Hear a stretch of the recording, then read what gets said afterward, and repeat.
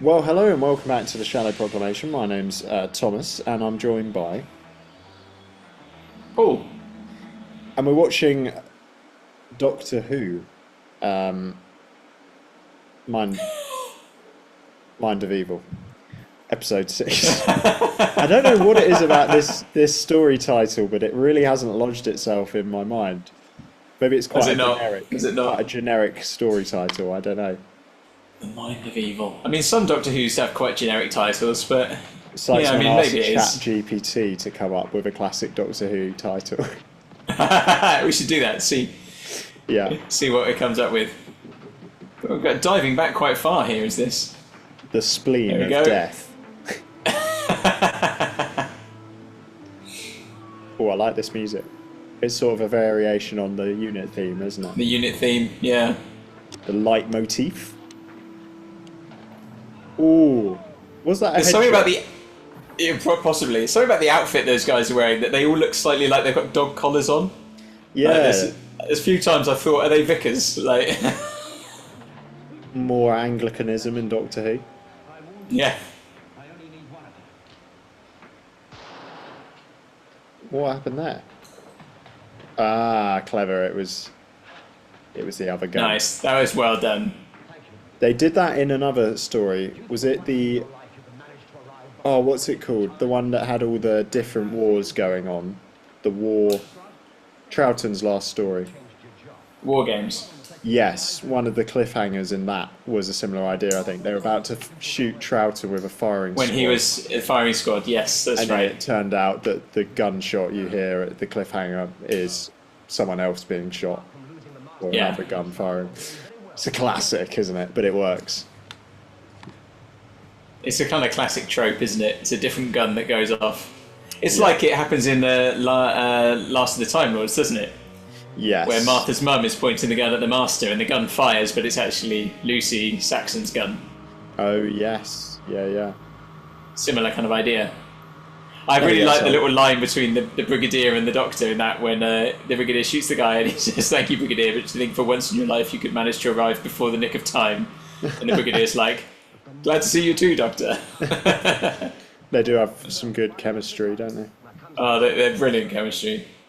Every time I think you referenced it early on, every time they mention Barnum now, I'm just greatest showman. Have you seen that film? Yeah. What do you think of it? Yeah, it's enjoyable enough. It's fine. Yeah, it's alright, isn't it? I mean, it's not my bag generally, so Yeah. I saw Deadpool and Wolverine last night. Oh, nice. I saw that. Yeah, that's quite fun, isn't it? Really enjoyed it. Thought it was great. You'll be in charge of the prison. You can consider yourself acting governor. Acting governor. Well, they're all acting, aren't they? Yeah. Now he's acting governor.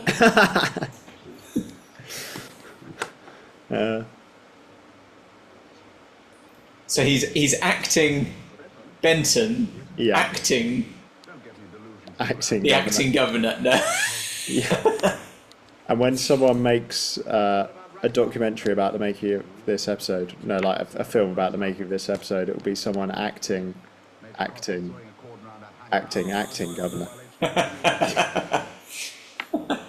Do you think in this episode and the last episode, the lighting's been a lot darker in this story? Yeah, I think you're right, actually. They've gone for a more I mean, sort of chiaroscuro look, haven't they? That's exactly what I was going to say.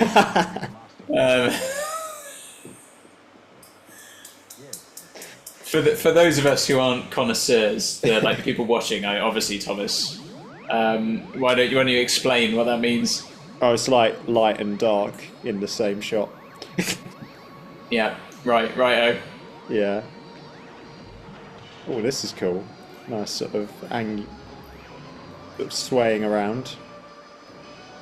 Cameraman had had quite a lot to drink the night before. Yeah, he's just been down the pub. Yeah. Would you like to tell us that backstory, or shall we save it for a third act flashback? Oh, so the machine has broken free. We're breaking free. Oh. That's quite a good background, isn't it? Out of the window. I mean, you can tell, but it sort of works. Oh, and I like that effect. We've seen it before, but it's nice. Yeah, it is well done, actually. It's not like anything I think we've seen in previous stories, though, I don't think. So it's quite nice to see something that looks a bit different. Yeah, because often the whole screen goes funny when the weapons are used, but there it was just the figures, pretty much, wasn't it? Or mainly the figures that were being affected. I wonder whether Barnum's like going to become an important part, because he's sort of in the back, been there in the whole background the whole way through, hasn't he? That's true. You're right, now all I can hear is Greatest Showman. Oh, he is going to be the one who saves the day, because he's got no evil in him anymore, has he? Ah. Didn't they take all his thoughts from him when he, in the first episode, like that stuff? That's it. As long as you're here, it won't hurt us. Ah, clever. He's Neat. the kill switch. The solution was there right from the beginning. It's the mind of evil, Joe. Story name. Barnum hasn't got any. No, the machine extracted them all. Something in his mind acts as a screen and neutralizes it. So long as he's here, we're perfectly safe. Ooh. Ah. Is that it? Kill it now, Doctor. Yeah. Is that an eye on the top? That's quite nice. It's got a good sort of throbbing action, hasn't it? So what are we going to do? I'm going to see Sergeant Benton. Will you wait here? Will you be... Someone under the table pumping air into it. Yeah. Reminds me of the brain from Keys of Marinus. Acting Governor Benton here. acting, Governor Benton. I don't see why you're so upset. If you could I like the little restless hand movement you see the Doctor doing there. Oh, look at that iconic Doctor and companion running. We haven't had a huge amount of that in the show so far, have we? No, I guess we haven't. Oh, he did well to get his cloak inside the door there. Did you see that? The helicopter it picked something up there. Yeah, something flew That caught was in the... quite dangerous for the Yeah, Rangers. probably. Was it a bit of cardboard or something? Or some I sheet? don't know what it was. What a tiny microphone. 5, 4, 3, 2, 1. Abort! Oh. Little model shot there. Oh, that looks great. Yeah, not too bad actually. That is brilliant, isn't it? Oh, and from the helicopter. Oh, this is good action. This is quality action. And then a cup of tea. That's what you need. Brilliant. Ah, Doctor, I was afraid you'd be worried about me, so I thought I'd let you know that I'm alive and well. I'm extremely sorry to hear that. I made the safety of my TARDIS, which, thanks to your generosity, is in perfect working order. So we won't be seeing you for quite some time. Not for quite some time. But one day, I will destroy this miserable planet, and you along with it. Goodbye, Doctor. Oh, by the way, enjoy your exile.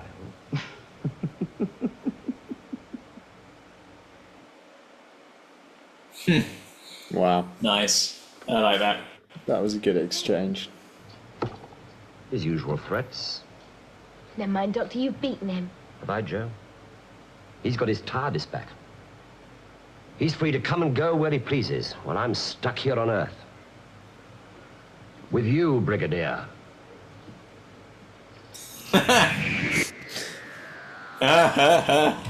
Very good. More of the Doctor Brigadier banter that we like. Yes. Oh. So yeah, what do you think of that as a conclusion?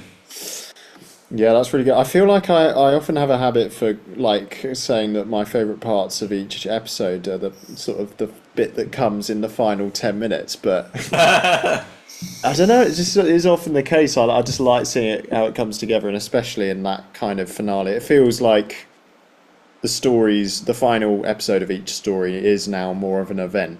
So yeah, that was episode 6, wasn't it? And it felt like it had been building to something, and it paid off.